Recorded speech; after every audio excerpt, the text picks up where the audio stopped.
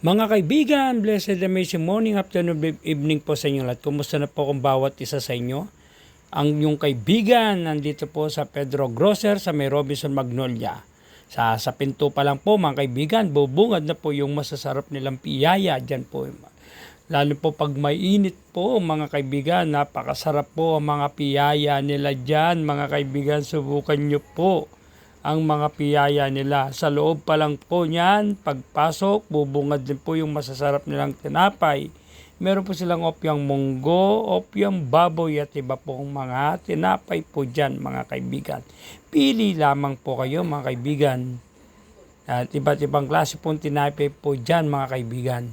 Pili lang po kayo, subukan nyo po.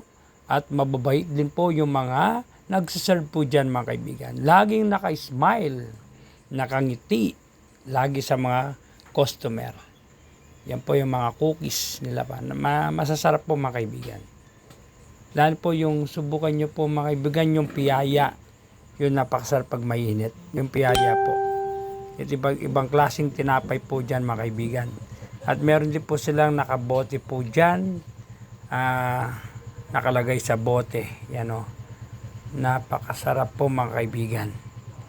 Ang mga tinapay po nila dyan, mga kaibigan, iba't ibang klase. Yan, may silang mixed chocolate. Yan o. Yung mga chocolate po nila yan, iba't ibang klase po chocolate mga kaibigan. Subukan nyo po. Matatagpuan nyo po yan sa may Robinson Magnolia sa likuran po. At ipagtanong po ninyo doon, nasaan po yung Pedro Grocer po at ituturo po nila sa inyo mga kaibigan. Yan. Po mga kaibigan, no? God bless all po mga kaibigan.